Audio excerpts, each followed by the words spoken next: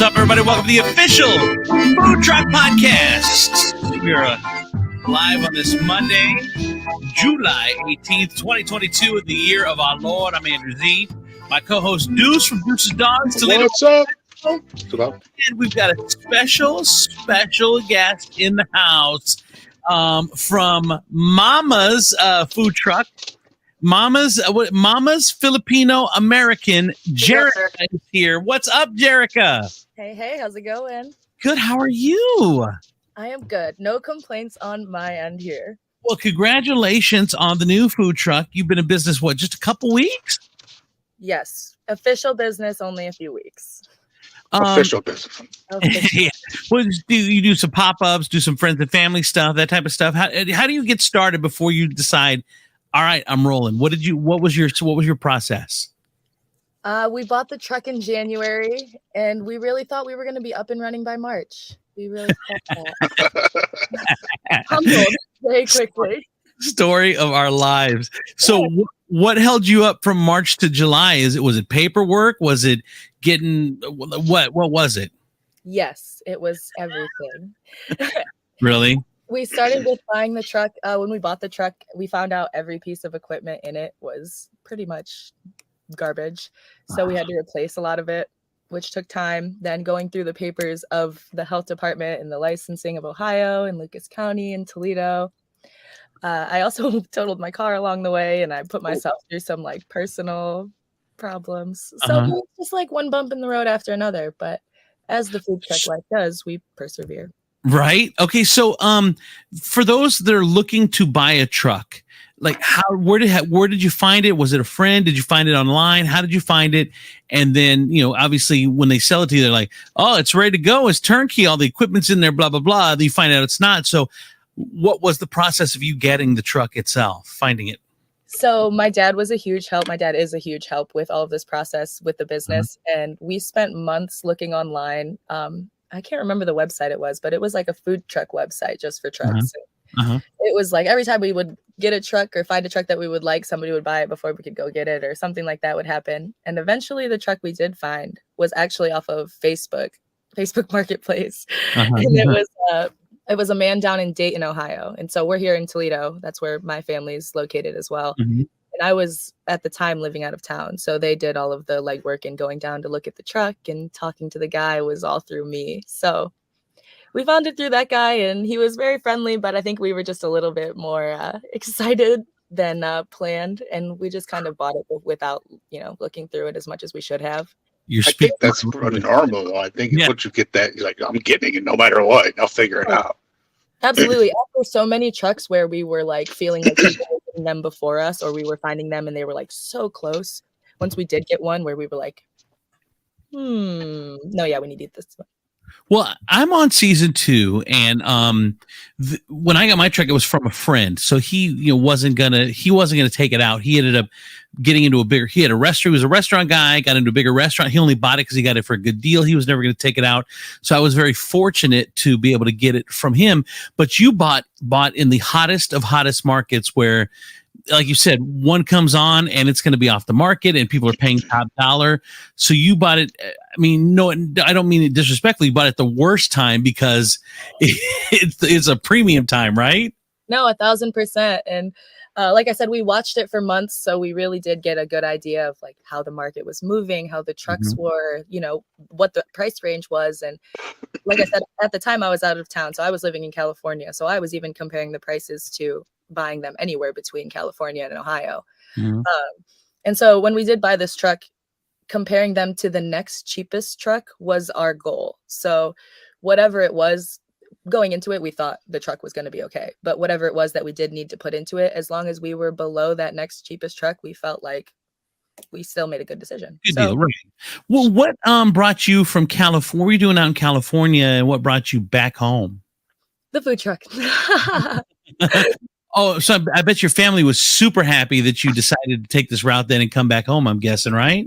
Yeah, absolutely. So I was born and raised here in Toledo, and this is where my family lives. And they all stayed here. My parents had this brainchild of a Filipino market food style 20 years ago when I was a kid. And they never really kind of went through with the plans. And after I finished high school here in Toledo, I went away to college and got my degrees. And after that process, I was kind of like deciding whether I wanted to stay in the food service or pursue what I had gone to school for, because I had been in food service since I was 15. So either way you spin it, I was kind of set up for whatever. And then I was talking to my dad about it, and it was just one thing after another. And here we are. What made you decide on a truck rather than a trailer? Or did you carry it away, or did you want a truck? We did toss the idea up a little bit. We looked at a few like brick and mortar restaurants or a trailer, because my dad did have an F-350 for a lot of years, but it was pretty much just the website and what we were filtering through, how the trucks were moving and what we wanted when we wanted it, I guess. It was more so if we found what we wanted, we were going to take it. So if that had came in trailer form, we probably would have taken it. Wouldn't matter. At this point, I think for a lot of people that I've talked to, it's the deal. It doesn't matter if it's whatever comes first and deal. Whatever comes first, whatever I can get a deal on, then that's what I'm going to jump for. Now, so obviously you're Filipino, your family's Filipino. I was listening to a podcast, and I might have told Deuce this story already, but I was listening to this podcast, and it was a food podcast, and it talked about the guy named Mr. Bell. And Mr. Bell grew up in San Bernardino, California, back in 50 years ago, I think it was. And at that point, nobody in America ate tacos. Nobody. So his dream was to be the next McDonald's. He owned a hamburger stand, and that didn't work out, but he wanted to be the next McDonald's, because McDonald's was the big dog at the time. And in the 50s or 60s or whatever, I don't know what it was, but hamburger stands are on every corner. They're booming.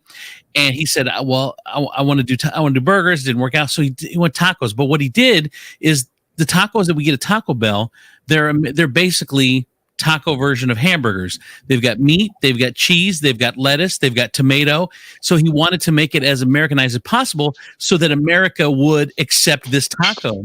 But he basically did all the legwork. No one had one taco other than immigrants from Mexico up until this point. So he had to sell tacos and sell that people would like tacos. And obviously we see how it worked out. Everybody loves tacos now.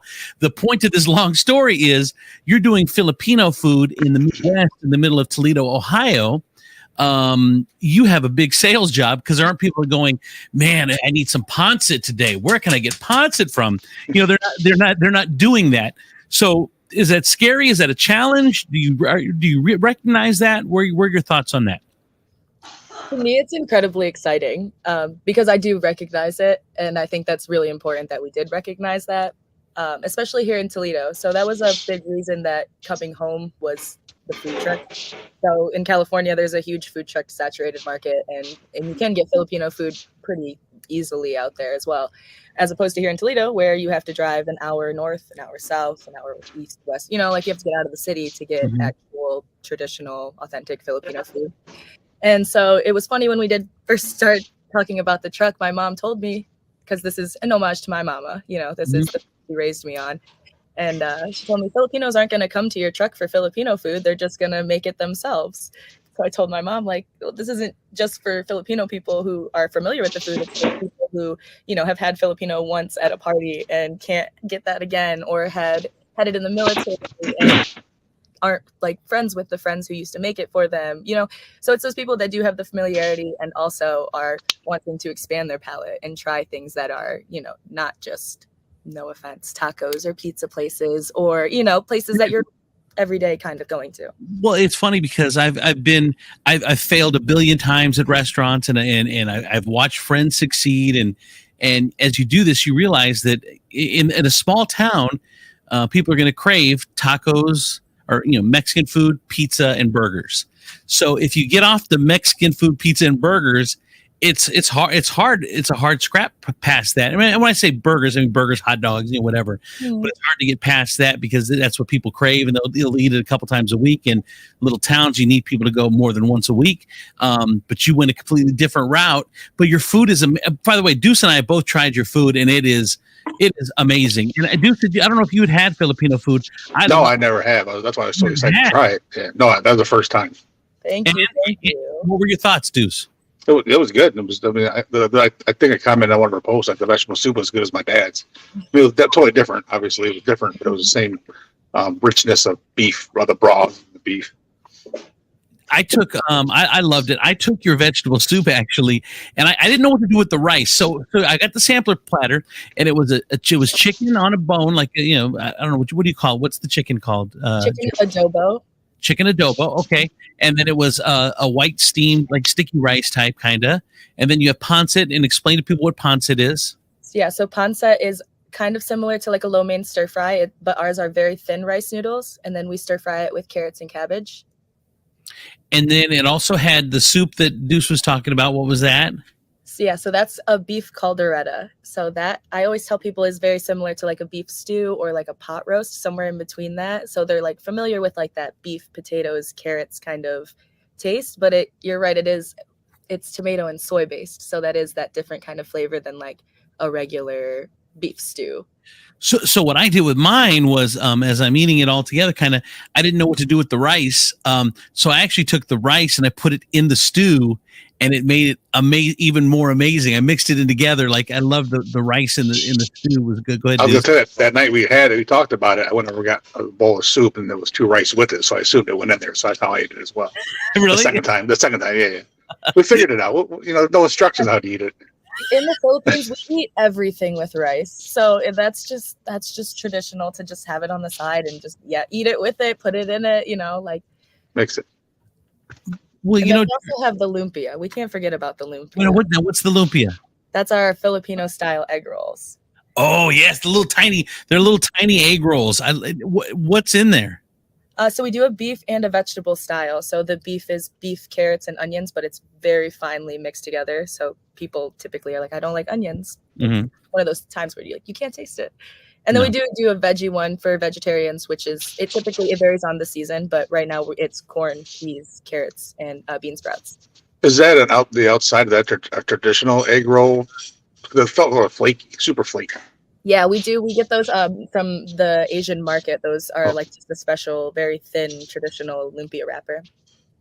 And then, okay, so the food is great. You opened up, and you opened up to lines. People were just there were lines. I mean, what did that feel like? Because I'm sure it's scary. I mean, you don't know. You open up a food truck. You don't know if anyone's going to show up. You don't know if you're going to be scrambling or whatever. But you, boom, hit it right out of the park. What was that like? Thank you. I appreciate the compliment of hitting it out of the park, because it was definitely intimidating, exciting, fun, overwhelming. So like I said, we had a few hiccups when we were getting open. And so then eventually when it was time to open, when we had all of our licenses, we kind of just were like, let's do it tomorrow. Right. That's the great thing about a food truck is if you feel like going out, sometimes you just go out. And if you don't feel like going out, you just don't go out. I mean, unless you have, an event that you have to be at, but you have that flexibility. Or if it's not popping, you can close early, or if it's, you have the flexibility in a food truck you don't have in a brick and mortar. Absolutely. Definitely the flexibility. And it's nice. I've spent all these years in food service, and I've been, managers and general managers, but I've never been the boss. And so although everything falls on me now, it is just as exciting to, make all the decisions, make all the planning, do everything, So what percentage of people that visit you so far are those that, like you said, had tried it before, Filipino food, or, what percentage would you say have never tried it and are just curious? I feel like right now we are still in a very high percentage of people that are familiar with it. Majority of people come and say, I haven't had this in years, or, my aunt is Filipino and she moved away. They tell us too, like how they have this kind of attachment to the food that we're bringing to them, which I love, because that's kind of what I wanted to portray with it being an homage to my mom's food. That's kind of like a comfort and just like a Filipino hospitality that we give. And so I would probably say it is probably 80% that really? have had it before, or are Filipino, or have Filipino family members, right, that are, and then 20% that come up and say, well, I've never heard of this. I've never had this food before. And which is why we do the sampler, like the order that you said you had, where you get a little bit of everything. Can you live off people that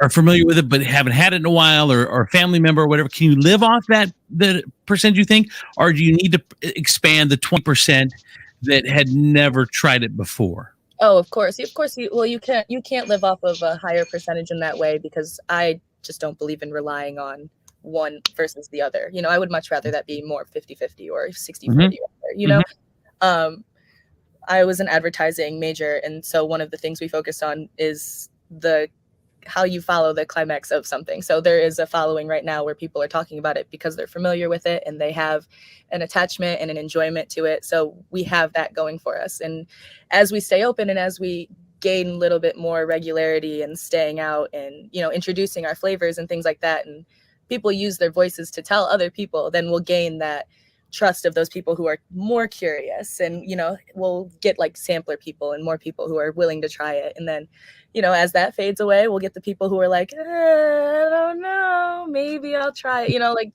we'll dip into those varying kind of audiences of willingness to try our food.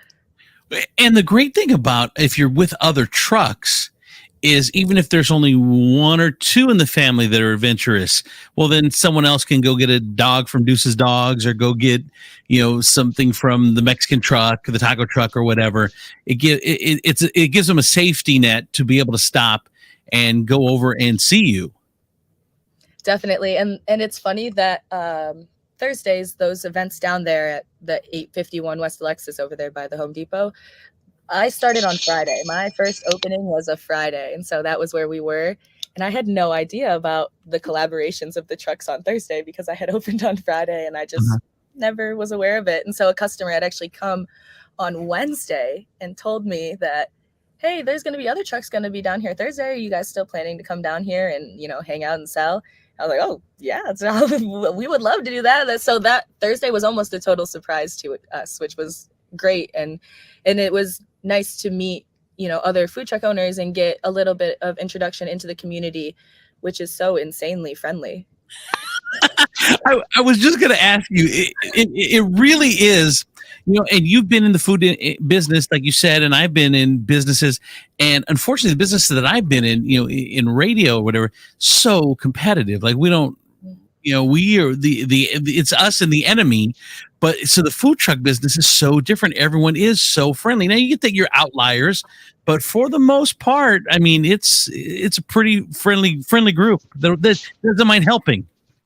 Yes, they don't mind helping. They're very, I've noticed a lot of our family oriented or family ran, or in that way brings you closer. That I feel like is a lot of the community efforts because they're so willing to help and support. You were the trouble with both your mom and your dad, correct? For the most part, they're out there with you. Yes, it's definitely a family affair. They kind of decide when they want to be there and run on their schedule because they do still work, and this is our brainchild. And, I tell them it's as much as you want to do. I'll relieve any pressure that you want to do and pick up all of the slack that you don't want to do, but I do want you to be as involved as you want to be. I also have my two cousins that help on the truck with us as well. So it's definitely a family affair. Yeah. But so even though they're working out, spend time with your mom or dad, it's still spending time with your parents. That's awesome. Yeah.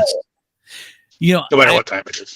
I opened a restaurant a few years back, and it was all my mom's recipes. And it was so nice, even though she worked her butt off, and I felt kind of bad. But it was nice being in there with her and being able to spend that time with her, even though, like you said, Deuce, we were still working. It was so nice. Jericho? What is the one piece of advice that you've gotten from maybe another food truck owner that really stuck with you? Like, oh, that's good. Can you think of one? A piece of advice. Honestly, I don't know that it came from another food truck owner, but another business owner in general. Okay. And I think that's just not to get ahead of yourself. And it's something so simple, but people forget so easily when you're planning or when you're, trying to stay in the moment. I think a lot of people just worry, and that's where anxiety and that's where things fall apart. You kind of have to just keep your composure and stay in the moment. And although you're planning, obviously, and you want things that are coming to be successful and fruitful and good for you, you can't spend all of your energy towards that. So how is that? How do you take that? How do you implement that? How are you implementing that? Well, I feel like with all of the things that happened with the food truck and having those trials before even getting started, it's important for me to stay very present in the moment, because if I do get ahead of myself, or I do feel like, things are going to go a certain way and setting expectations for myself, I don't want to end up disappointed. I would rather be pleasantly surprised, or things going the way, they are scheduled to go, because I followed a plan or because I was more prepared than I thought I was, rather than trying to make up for it or getting ahead of whatever shouldn't happen. Right. Jerica, you have such an amazing head on your shoulders. Like, you're so smart, and like I'm not smart. So like it's what made you not just want to follow what you actually went to school for, where you're like, you know what, dude, I'm throwing all that away and we are food trucking it. I'm slinging grease, and I'm gonna put coolers out, and I'm gonna do all this stuff. You could be sitting in an air-conditioned office or sitting at home on a computer and working for the man and making big paychecks out in California. And what did you ever second guess yourself? Did your family ever say, Jerica, what are you doing? Let's at least try to follow your path? Or I mean, there were definitely conversations where it was, this is really what you want to do, like you have to be very real and honest with yourself, and anything you do in life, you have to be sure, you can't, especially something this big. And like I said, I moved back home. Like, I had to be very sure, like there was no doubt in my mind that this was what I wanted to do with the next chapter of my life. Just because I got to do what I wanted to do. Like, I got to live every dream that I wanted to live that I had made so far for myself. I reached goals and I accomplished things. And I always say that I am insanely rich in experience, if nothing else in this life. And I feel like, not necessarily that I owed it to my parents, but this was a beautiful way to make, kind of an amends with them. I feel like I left Toledo very bitter at 18 for a young teenager. I had a lot of trauma, a lot of problems, and coming back at 25, I felt so relieved and so healed in a way. And so coming back to my family, and like you said, you're working with your family is priceless, like that's time, even though you're working, doesn't feel like it's work. And I spent 7 years away from them. And so although we'll always have a relationship that we're working on, and regardless of whether it's good or bad or that, as long as we're working on it and progressing forward and, getting better every single day, that 1% is all you can ask for. And as long as we're not taking steps backwards, that's all right where I'm supposed to be. I get to spend time with them. I get to make new memories with them and make money. What an awesome story. It was the way you put it was just amazing. I was like, oh, you feel it here. Like, I want to cry. I mean, this is really cool. Cry, please. Please. Laugh. If anything, laugh. Okay, we'll laugh. So Deuce, I don't know. Did you want to jump in? Go ahead. My dogs are fighting back here, so I'm trying to be quiet. All good. So what is the would you say that you have been as successful as you expected, more successful since you've started? Are you right on track? Where are you so far since you've opened? It's difficult for me to say, just because I've tried not to set expectations for it. Opening day, I was definitely pleasantly surprised by it. Right. Like, there were so many people, and everybody who was there was so pleased, even though they had to wait, and so patient and so understanding, and so as well as it could have gone, it did. And every single day we have gone out, we have felt good about it. We have never come home and felt defeated or felt like, maybe not, maybe tomorrow we need to take it off because today was, we've never had those moments. And of course we are early, and we've had those moments before that have already humbled us. So it's not to say they're not going to happen again, but we have been good so far. What's your plan for the winter? You're going to run out winter? You're going to take it by ear? Currently playing it by ear. Right now we have a plastic water tank on the truck. So obviously we have to worry about temperature and that freezing. My dad's convinced that we'll get something to cover it over, and, we'll be able to run a little bit deeper, and we'll figure it out. I would Dad's love always right. Somewhere warmer. Hey, Dad is always right, but listen, Okay, so winters are set up. Jerica. So last year was my first year, and I had 0% doubt that I was running all winter. We're going. This doesn't bother me. The cold doesn't bother me anyway.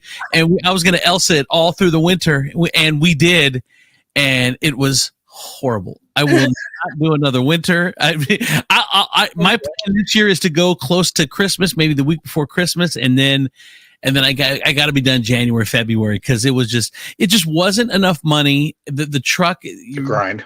the grind, dealing with the propane and the freezing pipes, and where one of the food trucks said you got to pour vodka down your pipes to keep them from freezing, and because it's that way you can't put anything that's gonna edible, that I don't know, you don't want to put chemicals in there, because that's where your water's coming from. But it was miserable. And so thought one was we ran through the winter. The second we were gonna do is I'm like, you know what? I'm just gonna go south. I'll take this damn thing south for 3 months. We'll hang out. We'll live down south. We'll be beautiful. And everyone, I think, has had that dream. I don't know anyone that's followed through with it. I don't know why we haven't followed through with it, but we haven't. Like, I even thought they say Nashville is one of the top 5 food truck cities in the country. So I'm like, let's go to Nashville. It's 5 hours away. We can come home Monday, Tuesday, Wednesday, and be with the kids and do whatever. All right, I'm manifesting this. See, I will lead the pack down south for us. I will follow. Warmer weather. Like, I mean, You lead it? Ohio is tough in the winter, and honestly, being in California the last, year and a half, 2 years, I was spoiled with no snow. I was spoiled with not having to clean my car off, not having to worry about starting it, or having to put a jacket on. Jeez. I know. Even the little things, even my friends out in California and my friends, around the country, they always say like, oh, we'll help you ship it there. Like, if you don't want to put miles on the truck. See, because then I'm thinking, well, and then I thought, well, you can't I was just want to drive around down south and pick a different town every day and whatever, blah, blah, blah. And then they're like, well, then you have to get permits in every town. You can't, and I'm thinking Wicked Lobster does it. They go town to town, and how do they do it? And I reached out to him like, how do you guys do it? He goes, I don't know what he said. It was just something that wasn't helpful at all. But, they go state to state and town to town. So some people are doing it, but it just seems like everyone wants to do it in their head. But when it comes down to the practicalities, no one does it. Maybe you're the first. You're smart. Maybe you're the first one, Jarek. We will caravan behind you. We'll do a little 5-person food truck court wherever you want to set up every day, and we'll just do that down south. Listen, I've never been a logic-based person, so maybe I'm not the one to listen to. But hypothetically, it sounds beautiful. And I know. You're right. There's just as anything in this food truck industry, there's so much more that goes into it than people know and understand and will ever see. And that's probably one of those things where there's probably way more to it than people know and understand. And my ex-wife that wants nothing to do with me, one time or a couple times she'll show up at the truck. She'll be like, "Oh, this isn't that bad. You work for 3 hours and you're done." And I'm like, "Yeah, you wish. I wish it was that easy." 5 hours before that. Yeah. Exactly. 5 hours after that, and then the peppy. I wish. Yeah, they have no clue how. Everyone loves the mystique of the food truck, and they really have. Until you're in it, you have no clue how much work it is. No, 1,000%. You are not wrong there. Oof. And it's good. Leaving California, I experienced a lot of loss in some ways, whether it be relationship, family. Mm-hmm. I was in the casting for Hell's Kitchen, and I didn't make it through there. Mm-hmm. And so then when all that happened and I was deciding whether or not it was, food truck or college degree life, I was like, to a kitchen. Oh, in the kitchen.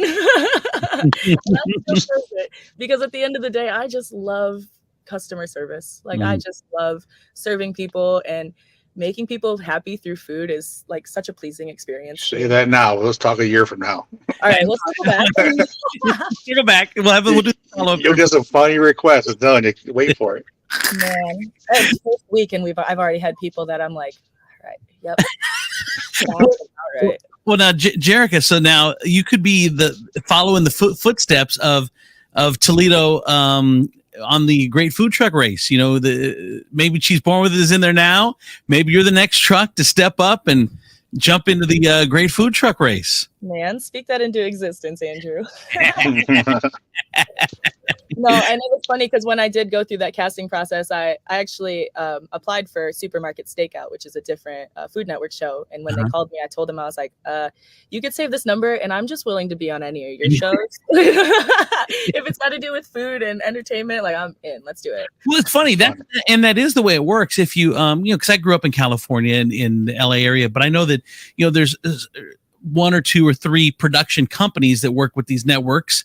And so, if they don't pick you for one show, they will, if you're good and you just missed it, they will keep your number and hey, you want to be on this show? You want to be on this show? So, you never know, you might get that call. No, absolutely. And I actually applied for that before I moved to California. So I was living in Kent at the time because I went to Kent State for my bachelor's, but I applied while I was living there and they didn't call me until I was out in California already.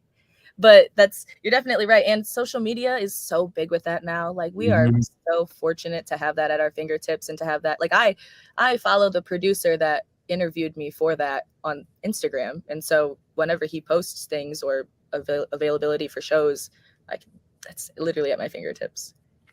Well, what is the one thing that you wish you would have known or you wish you could tell yourself now to Jerica that started a month ago that you had no idea? You're like, man, if I would have known that a month ago, it would have made things a lot easier. A month ago. Or from when you first started till now, going back, a mistake that you made that you're like, man, I guess it's not even a mistake. It's more so my planning going forward. So my thoughts constantly now are my grandma's here from the Philippines. So she lives with my parents and she's, a huge part of our recipes and how we cook our food and overall and our authenticity. I feel like she's my grandma. She's the start of most of these recipes. And so now she's going back. She turns 80 August. And so she's going back to the Philippines. And so now I feel like I have spent the last month planning for that and how going forward, I'm going to have to adjust in how I cook. And, because I cook alongside with her right now. Like I do all of the cooking, but she does all of the, planning and telling me if I'm doing something wrong. Or my mom's right there in the kitchen telling all of us to get out, So it's like, even though we're all in this small space together and we're cooking, it's very much a feeling of being bonded together. And so the last month, just getting ready for her to go, I feel is heavy on my mind. And what you have to do is you're a marketing person. You need to get to a photo shoot and let her be the face of this. Say, this is the generations of the food that we're serving you right now. It started here, and you just incorporating her into some of your marketing, especially before she leaves, or some videos or something that shows that the lineage of the food that you're cooking. No, definitely. And I'm fortunate that I get to spend time with both of them in the kitchen and eat and make these memories. They're priceless. And it's funny you say that because I did just reach out to somebody about doing a photo shoot like with the truck and my family and, all of us in like mama's gear, just not only for marketing purposes, but just for memories. Odds are she probably won't travel back to America. She's 80. She's tired of, she's a dual citizen, but she's, had her fun. Right. So it's just those kind of moments that I get to cherish and also make her so insanely proud. You're a big thinker, huh? You think all the time, don't you? Think? Is that what you said? Yes, think. You're just always thinking. I spent a lot of years overthinking. And I think, reflecting, thinking, overthinking. I'm very empathetic, and I like to think I'm sometimes too over-aware in some ways. But constantly thinking, plotting, planning. Well, I tell you what, it's a pleasure talking to you. Congratulations on all the success you've had already, and to tons and tons more. And we'll see you down in Nashville in January. No truck convoy. Oh, with the Toledo Food Truck Convoy. There's got to be something there. Start a page. Start a page. Dudes love starting pages. I know.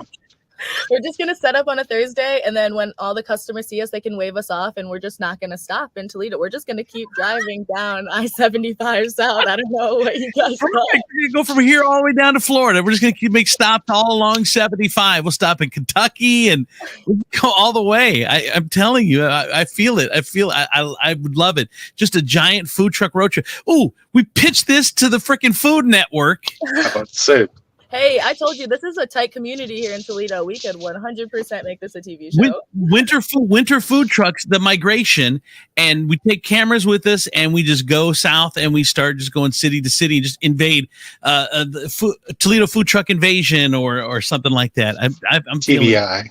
Shout out iPhone, and we can get a couple more sponsorships, and we got this thing funded. Oh my God, I would love it. Well, Jerica, you were an absolute pleasure and a blast. Are you single? Are you married? Or what's your relationship situation? You're a young girl. You're 25.